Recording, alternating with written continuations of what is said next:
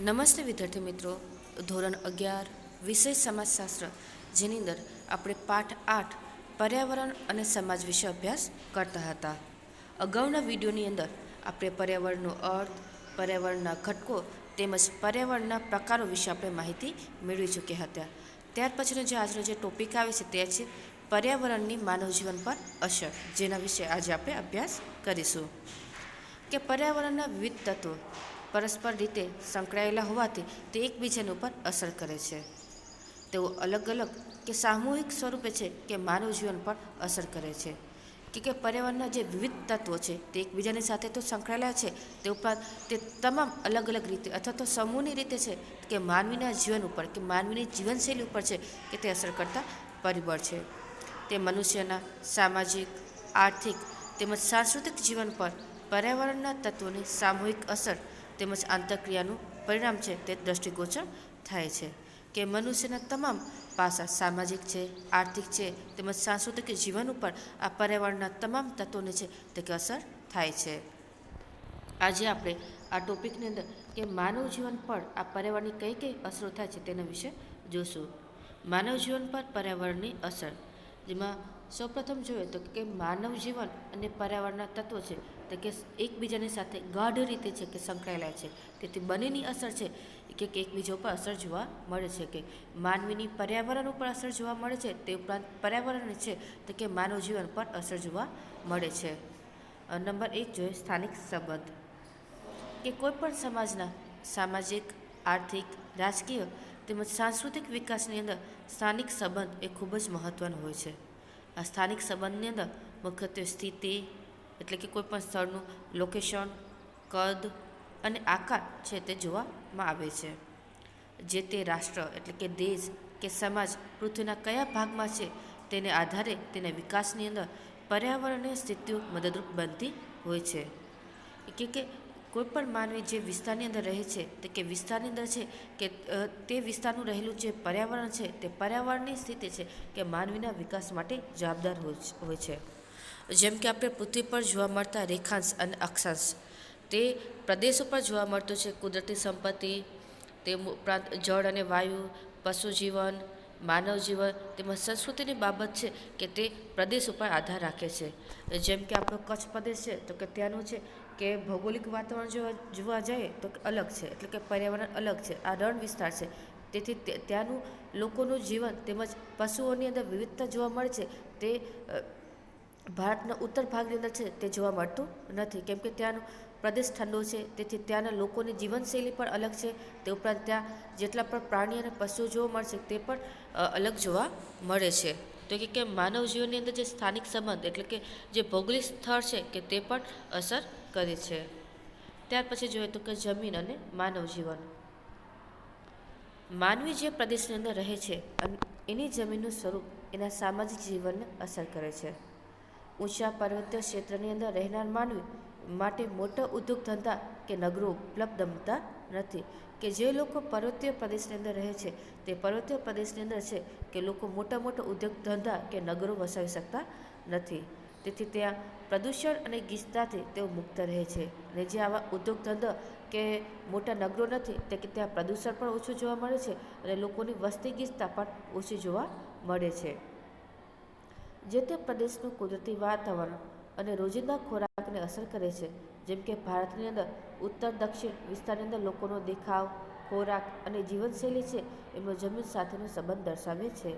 એટલે કે ટૂંકમાં કહી શકાય કે જે તે પ્રદેશની અંદર રહે છે તે તમામ લોકો છે કે તેઓનો છે કે ખોરાક તેમજ જીવનશૈલી ઉપર પણ અસર કરે છે. જેમ કે ઉત્તર ભારતના લોકોનો છે કે ખોરાક છે, તેઓનો પહેરવેશ છે, તે લોકોની જે ભાષા છે તે અલગ પડતી જોવા મળે છે. જ્યારે દક્ષિણ ભારતના લોકોની વાત કરીએ કે તેઓનો ખોરાક, જીવનશૈલી તેમજ પોશાકની બાબતની અંદર તફાવત જોવા મળે છે. તો કે તફાવતની પાછળ છે કે જે તે વિસ્તારનું છે કે જે રહેઠાણ છે કે જે જમીન વિસ્તાર છે કે તે અસર કરે છે. ત્યાર પછી જોઈએ તો કે જળ અને માનવ જીવન.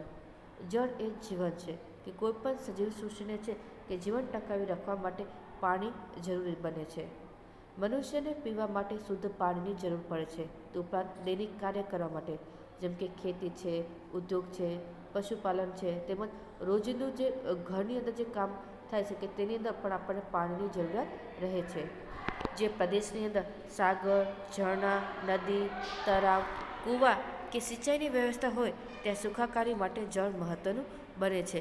કે જે વિસ્તારની અંદર છે કે આવા જળના સ્ત્રોતો જેવા કે સાગર, ઝરણા, નદી, તળાવ, કૂવા તેમજ સિંચાઈ માટેની વિવિધ વ્યવસ્થા હોય છે ત્યાં લોકોનું જીવન સુખાકારી ભરેલું હોય છે.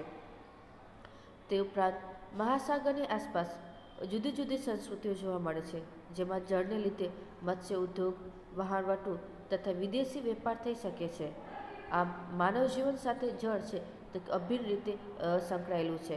તેથી સમાજ જીવન અને અર્થવ્યવસ્થાને છે કે જળ પણ અસર કરે છે. એટલે કે આ જળ છે કે તે પણ માનવ જીવન પર અસર કરતું પરિબળ છે. ત્યાર પછી આપણે નંબર 4 જોઈએ તો કે માટી, ખનિજ અને માનવ જીવન. કે માટી અને ખનિજ જે પર્યાવરણના તત્વો છે તે માનવ જીવન ઉપર કઈ રીતના અસર કરે છે તે આપણે જોઈએ. તો કે માનવ જીવન અને માનવીની ક્રિયાઓ પર માટી અને ખનિજની ઘણી જ અસરો જોવા મળે છે. ખેતીના જુદા જુદા પાક જે તે પ્રદેશની માટીના પ્રકાર પર અવલંબિત હોય છે, જેમ કે કાળી જમીન, ગોળાનું જમીન વગેરે તેના પ્રકારને આધારે ખેત ઉત્પાદન થાય છે. જેવો જમીનનો પ્રકાર છે કે જે જમીનની અંદર માટીનું પ્રમાણ છે કે તે મુજબ છે કે આપણે પાક લઈએ છીએ.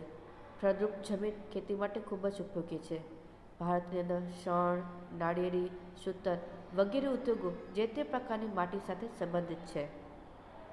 આ માનવી ખનિજોનો ઉપયોગ પોતાનો ઉદ્ભવકાળથી જ કરતો આવ્યો છે, જેમ કે પાષાણ યુગ, તામ્ર યુગ, કાંસ્ય યુગ, લોહ યુગ વગેરે યુગો દ્વારા ખનિજ તત્વો સાથે સંકળાયેલા રહ્યા છે. વર્તમાન સમયની વાત કરીએ તો ઔદ્યોગિક વિકાસની અંદર ખનિજ પદાર્થો આજે ઉપયોગી બન્યા છે. આજનો જે વર્તમાન સમય છે તે કે અણુયુગ તરીકે વપરાય છે. તે ઉપરાંત આપણા પ્રાચીન કાળથી આપણે મનુષ્યનું જીવન જોયું કે તેમ અલગ અલગ છે કે ધાતુની સાથે જોવામાં આવે છે, એટલે અલગ અલગ ખનિજની સાથે જોવા મળે છે, જેમ કે પાષાણ, તામ્ર, કાંસ્ય અને લોહ. જેમ કે ચૂનાના પથ્થર, બોક્સાઇટ, મેંગેનીઝ વગેરે. તો બીજી બાજુ જે પ્રદેશની અંદર બહુમૂલ્ય ખનિજ પણ મળે છે, જેમ કે સોનું, ચાંદી, હીરા અને પ્લેટિનમ વગેરે જે પ્રદેશની અંદર વિકાસની અંદર મહત્ત્વના બને છે. કે જે વિસ્તારની અંદર ખનિજ તત્વો વધુ મળે છે તે ખનિજ તત્વો છે તે લોકોના માનવ જીવન પર અસર કરે છે. આ માનવ જીવન એ માટી અને ખનિજ તત્વો બંને સાથે જોડાયેલા તત્વ છે. તે ઉપરાંત જોઈએ તો કે કુદરતી રીતે ઊભા થતા વૃક્ષો અને છોડ માનવીની શ્વસન પ્રક્રિયા પર અસર કરે છે. આપણે બધા જાણીએ છીએ કે માનવીની શ્વસન ક્રિયાની અંદર છે કે આપણને ઓક્સિજન જરૂરી છે. તે ઉપરાંત જ્યાં ગાઢ જંગલો જોવા મળે છે ત્યાં વ્યક્તિને સરળતાથી સ્વચ્છ હવા મળી રહે છે. તે ઉપરાંત ભૌગોલિક દ્રષ્ટિએ જોઈએ તો કે ઠંડા પ્રદેશ, ઉષ્ણ પ્રદેશ, સમશીતોષ્ણ પ્રદેશ કુદરતી સંપત્તિ પર અસર કરે છે. એવી જ રીતે માનવ જીવનના ઉદ્ભવથી પશુઓની અસર પણ જોવા મળે છે. કે માનવીના જીવનની સાથે છે કે પશુઓ પણ ગાઢ રીતે જોડાયેલા છે. માનવીના પશુઓ અનેક રીતે ઉપયોગી થાય છે, જેમ કે માલનું વહન કરવા માટે, એટલે એક જગ્યાએથી બીજી જગ્યાએ માલનું સામાન કરવા માટે, સ્થળાંતર કરવા માટે, સવારી કરવા માટે, ખોરાકની અંદર તેમજ ચર્મ ઉદ્યોગની અંદર, ડેરી ઉદ્યોગ તેમજ રક્ષણ માટે છે કે આ પશુઓ પણ માનવીને ખૂબ જ ઉપયોગી થાય હતા. આ આપણે જોઈએ તો કે માનવ જીવનની છે કે પર્યાવરણ પરની અસર જોઈએ. ત્યાર પછી જોઈએ તો કે પર્યાવરણની છે તો કે માનવ જીવન પર કઈ રીતના અસર થાય છે તે વિશે આપણે જોઈએ. તો કે માનવ સંસ્કૃતિના વિકાસની અંદર કુદરતી તત્વોનો ફાળો મહત્ત્વનો રહ્યો છે. માનવીનો વિકાસ સાધવા માટે છે કે સૌપ્રથમ જો કાચો માલ જો મળતો હોય તો તે પર્યાવરણમાંથી જ મળે છે, એટલે કે કુદરતી તત્વ છે. તેવી જ રીતે પર્યાવરણના જીવ વ્યાપની અંદર માનવી ઘણું મહત્ત્વનું સ્થાન ધરાવે છે. માનવ જીવનના જન્મ, આરોગ્ય, મૃત્યુ વગેરેની અંદર પર્યાવરણ એ ખૂબ જ નિર્ણાયક તત્વ બની રહે છે. માનવીએ પોતાની બુદ્ધિ અને ટેકનોલોજીથી પર્યાવરણ પર ઘણી જ અસર કરી છે. તેથી વૈશ્વિક કક્ષાએ પર્યાવરણની અંદર ઘણું પરિવર્તન આવ્યું છે અને તેની સામાજિક અસર પણ જોવા મળે છે. પર્યાવરણીય પરિવર્તન માટે કુદરત અને માનવ પ્રેરિત બંને પ્રક્રિયાઓ જવાબદાર છે. કે પર્યાવરણ જેટલા પણ પરિવર્તન આવે છે, પરિવર્તનની પાછળ ક્યારેક કુદરતી તત્વો જેમ કે કોઈ પણ આપત્તિ આવે છે તે, અથવા તો માનવ પ્રવૃત્તિ કે માનવીની કેટલીક એવી પ્રવૃત્તિઓ છે જે પોતાનો વિકાસ સાધવા માટે છે કે પર્યાવરણની અંદર પરિવર્તન લાવે છે. કે જે બંને આ તત્વો છે ત્યાં પર્યાવરણની અંદર પરિવર્તન લાવવા માટે જવાબદાર છે. તે ઉપરાંત માનવી છે તો કે ઝડપી ટેકનોલોજીનો વિકાસ, ઉદ્યોગ, પરિવહન, બાંધકામ, વસ્તી વૃદ્ધિ, શહેરીકરણ, મોજ શોખ વગેરે લીધે છે કે પર્યાવરણ પર તેની કે દૂરોગામી અસર થાય છે, એટલે પર્યાવરણ પર તેની વિપરીત અસર થાય છે. તેથી પર્યાવરણની અંદર અસંતુલન પેદા થાય છે. માનવીને આવી પ્રક્રિયાઓને લીધે કુદરતી સ્ત્રોતોને અછત ઊભી થાય છે, જેમ કે પ્રદૂષણ વધે છે, ઓઝોન સ્તરની અંદર ભંગાણ જોવા મળે છે, તે ઉપરાંત વિવિધ સ્તરે છે કે પાણીની તંગી જોવા મળે છે. આવી કે માનવીની આવી વિપરીત પ્રક્રિયાઓને કારણે છે કે પર્યાવરણ પર તેની વિપરીત અસર જોવા મળે છે. ક્યારેક આવી પરિસ્થિતિ છે કે તત્કાલીન સ્વરૂપની હોય છે અથવા તો લાંબા ગાળાની અસરો પણ જોઈ શકીએ છીએ. પર્યાવરણના તત્વોને આધારે સાધન સંપન્ન બની માનવી પોતાનું સામાજિક સ્તર પર ઊંચું લાવવામાં સફળ રહ્યો છે. જેમ કે માનવી પોતાના બુદ્ધિ કૌશલ્યનો ઉપયોગ કરી તેમજ પર્યાવરણના વિવિધ તત્વોનો ઉપયોગ કરી તે વિવિધ વસ્તુઓનું સર્જન કરે છે. પંખા, ટીવી, વોશિંગ મશીન, એસી વગેરે દ્વારા કુદરત પર કાબૂ મેળવ્યો, પણ બીજી તરફ એનાથી ઘણી સમસ્યાઓ પણ સર્જાય છે. કે માનવી છે કે વિવિધ કુદરતી જે વિપરીત પરિસ્થિતિ છે તે કુદરતી વિપરીત પરિસ્થિતિને નાથવા માટે છે કે તે પોતાની વિવિધ શોધો દ્વારા કે તેના પર કાબૂ તો લાવ્યો છે. જેમ કે જે વિસ્તારની અંદર છે કે ગરમીનું પ્રમાણ વધારે છે તે જગ્યાએ છે કે એસી તેમજ ફ્રીજ જેવા વસ્તુનો ઉપયોગ કરે છે, પરંતુ તેની વિપરીત અસર છે કે પર્યાવરણ પર જોવા મળે છે. કે જે વિવિધ મુદ્દાઓ છે કે જેના પર આપણે હવે અભ્યાસ કરીએ. તો કે સૌપ્રથમ જોઈએ તો કે જમીન પર પ્રભાવ. કે માનવીની કેટલીક પ્રવૃત્તિને લીધે જમીન પર દબાણ વધી રહ્યું છે. વસ્તી વધતા માનવીએ છે કે પર્વતો તોડીને માર્ગો બનાવ્યા, પ્રાકૃતિક તત્વોનો નાશ કરીને પોતાની જરૂરિયાત મુજબ રહેઠાણ બનાવ્યા, એટલે કે જંગલોનો વિનાશ કર્યો અથવા તો કોઈ પર્વત ઉચ્ચ પ્રદેશને તોડી પાડી અને ત્યાં પોતાના રહેઠાણ બનાવ્યા. આ રીતના ધીરે ધીરે છે કે માનવીને કેટલીક એવી પ્રવૃત્તિને કારણે જમીન પર દબાણ વધ્યું છે, અને જમીન પર દબાણ વધવાના કારણે કે હવે ધીરે ધીરે જે જમીનની જે ગુણવત્તા રહી છે તે ગુણવત્તા ઓછી થતી ગઈ છે. ત્યાર પછી નંબર 2 જોઈએ તો કે નિવસન તંત્ર પર અસર. કે જ્યારે મનુષ્ય જીવમંડળના વિવિધ જીવ સંસાધનોનો નાશ કરે છે ત્યારે તેના સ્થાન પર અન્ય સંસાધનોનું સ્થળાંતર સરળતાથી થતું નથી. કે માનવી પોતાનો વિકાસ સાધવા માટે કે જે જીવમંડળ છે એટલે કે વિવિધ જે જીવ સંસાધનો રહેલા છે કે તેનો નાશ કરે છે, અને આવા સંસાધનોનો નાશ થતાં તે સ્થળ ઉપર તે પ્રદેશ ઉપર છે કે આ ઝડપથી છે કે તેમનું સ્થળાંતર થતું નથી. આધુનિક જીવનશૈલીથી દરિયાની અંદર ઠલવાતો કચરો, પ્રદૂષિત પાણી, સબમરીન અને દરિયાની અંદર ચાલતા વિવિધ વાહનોને લીધે સૂક્ષ્મજીવો નાશ પામે છે અને એની વૃદ્ધિ અટકે છે. અત્યારે જોવા જઈએ તો કે ઘણા બધા એવા જીવો છે કે જે લુપ્ત થતા જાય છે. એ લુપ્ત થવાની પાછળ છે કે માનવીની એવી વિકાસાત્મક જે પ્રવૃત્તિઓ છે જે પર્યાવરણની વિપરીત છે કે તેના કારણે છે કે અમુક જે સૂક્ષ્મજીવો છે કે તેનો નાશ થતો જોવા મળે છે, અને આ સૂક્ષ્મજીવોનો નાશ થતાં છે કે વધારે પડતા લુપ્ત થતા જોવા મળે છે અથવા તો તેમની વૃદ્ધિ અટકી જાય છે. કે તેથી આવા માનવીની છે કે કેટલીક એવી વિપરીત અસરોને કારણે કેટલાક એવા જીવો છે કે તેમનું નિવસન તંત્ર છે તે ખોરવાઈ રહ્યું છે. ત્યાર પછી નંબર 3 જોઈએ તો કે ઋતુચક્ર પર અસર. કે ઝડપી બનેલી ઔદ્યોગિકરણની અને શહેરીકરણની પ્રક્રિયાને આધારે પૃથ્વીના જે વાયુમંડળને છે કે પ્રભાવિત કર્યું છે, અને પૃથ્વીના વાયુમંડળને પ્રભાવિત થવાથી તેમની આર્થિક પ્રવૃત્તિની અંદર વૈવિધ્યને લીધે પ્રદૂષણની સમસ્યા સર્જાય છે. કે હવાની અંદર વધતા જતા કાર્બન ડાયોક્સાઇડ, કાર્બન મોનોક્સાઇડ વગેરે ગેસને લીધે ફળ ફૂલ તેમજ વનસ્પતિ પર અસર કરે છે. કે પર્યાવરણના વિવિધ તત્વો છે કે વનસ્પતિ છે, ફળ ફૂલ છે, જે માનવીને પ્રવૃત્તિના કારણે જે પર્યાવરણ પ્રદૂષિત થયું છે કે તેની અસર વનસ્પતિ જીવ પર જોવા મળે છે. પ્રકૃતિના નિયમોની અંદર પરિવર્તન આવ્યું છે, જેના કારણે ઋતુચક્ર બદલાતા રહ્યા છે. ક્યારેક એવું પણ બને કે ઉનાળાની અંદર વરસાદ આવે છે જ્યારે ભર શિયાળે ગરમી પણ અનુભવાય છે, જે અત્યારે આપણે વર્તમાન સ્થિતિની અંદર આપણે અનુભવીએ છીએ. ક્યારેક કમોસમી વરસાદ પણ પડે છે, અથવા તો સવારના ભાગની અંદર શિયાળાની ઠંડીનો અસર થાય છે, બપોરના ભાગે ગરમી થાય છે, ત્યારે સાંજના ભાગે ક્યારેક વરસાદના ઝાપટા પણ જોવા મળે છે. તો આ છે કે ઋતુચક્ર પર આ માનવીની અસર જોવા મળે છે. ત્યાર પછી આપણે નંબર 4 જોઈએ તો કે વાયુમંડળ પર અસર. કે માનવીય પ્રવૃત્તિને લીધે વાયુમંડળ પર પણ અનેકવિધ છે કે અસરો જોવા મળે છે, જેમાં વાયુ પ્રદૂષણ, ઓઝોન સ્તરની અંદર ગાબડું, ગ્રીન હાઉસ ઇફેક્ટ વગેરે છે કે તે પ્રવૃત્તિ છે કે માનવીય પ્રવૃત્તિને લીધે જે વાયુનું મંડળ છે કે જે વાતાવરણની અંદર ફેરફાર થાય છે કે તેના આધારે આવી વિવિધ આપણને ઇફેક્ટ જોવા મળે છે, અને આ ઇફેક્ટ છે તે તેની અસર માનવીના જીવન પર પણ જોવા મળે છે. વિશ્વ સ્તરે હિમનદીઓ પીગળવા લાગી છે, ઘણા દ્વીપ જળની અંદર સમાતા ગયા છે. કે હિમની નદીઓ પીગળવાથી કે પાણીનું સ્તર ઊંચું આવે છે અને પાણીનું સ્તર ઊંચા આવવાને કારણે દ્વીપ એટલે કે ટાપુઓ છે કે જળની અંદર સમાઈ ગયા છે. તે ઉપરાંત ઔદ્યોગિક ક્ષેત્રની અંદર રચાતા વાદળો પ્રાણઘાતક નીવડ્યા છે.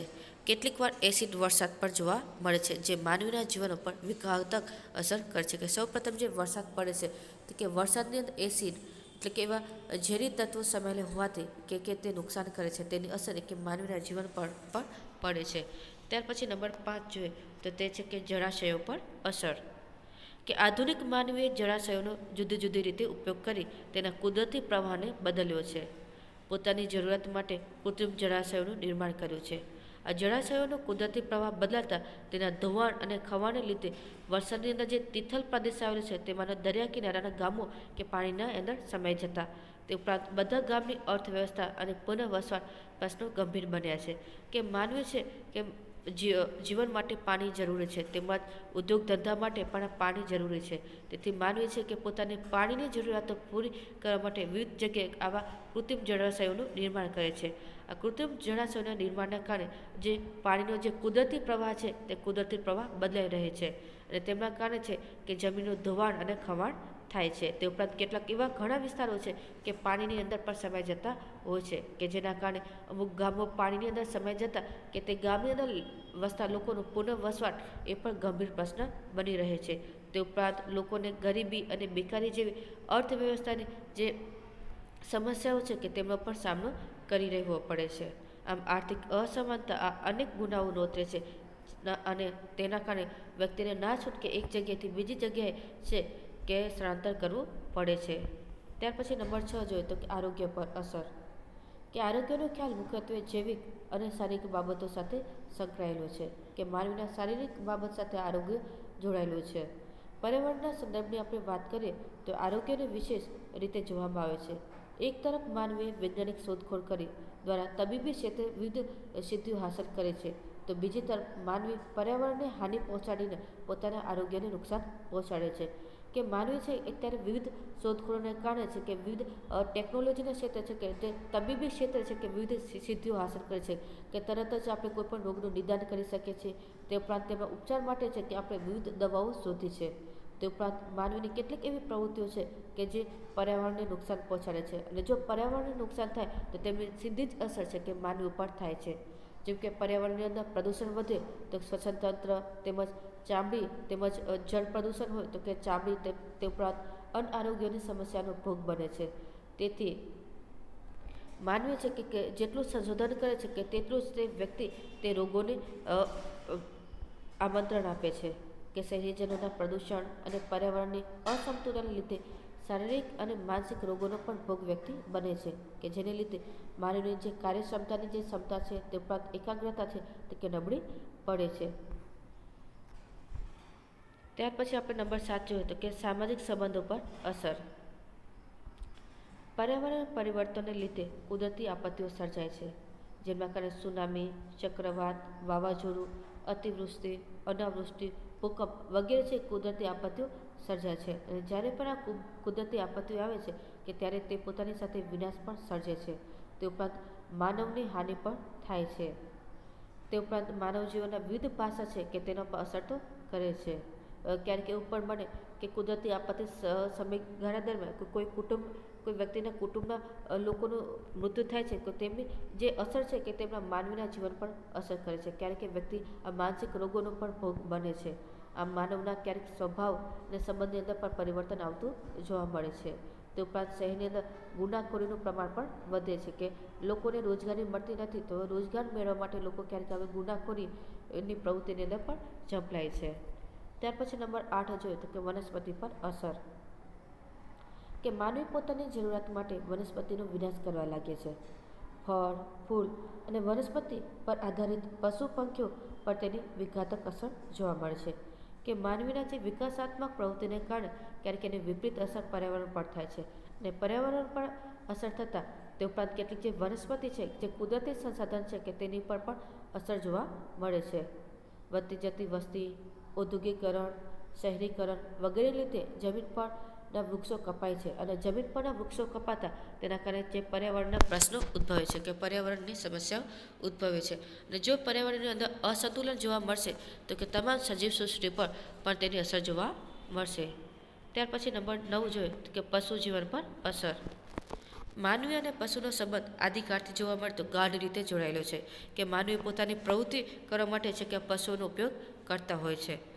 પશુઓની ઉપયોગિતા વિશે અગાઉ આપણે જોઈ ગયા કે પશુઓ છે કે તેના આધારે છે કે આપણે વસ્તુઓનું સ્થળાંતર કરી શકીએ છીએ, સવારી કરી શકીએ છીએ. તે ઉપરાંત ચર્મ ઉદ્યોગ, ડેરી ઉદ્યોગ માટે પણ આપણે પશુઓ જરૂરી બન્યા છે. પરંતુ આધુનિક માનવીએ પર્યાવરણને એટલું હાનિ પહોંચાડ્યું છે કે જેના કારણે કેટલાક પશુઓ અને પંખીઓ છે તે લુપ્ત થતા જાય છે. જેમ કે જળ બિલાડી છે કે નદીઓની અંદર લુપ્ત થતી જોવા મળે છે. તે ઉપરાંત ભારતની વાત કરીએ તો તેની અંદર ચિત્તો, ગુજરાત રાજ્યની વાત કરીએ તો તેની અંદર વાઘ છે કે તે પ્રાણીઓ છે કે ધીરે ધીરે લુપ્ત થતા જાય છે.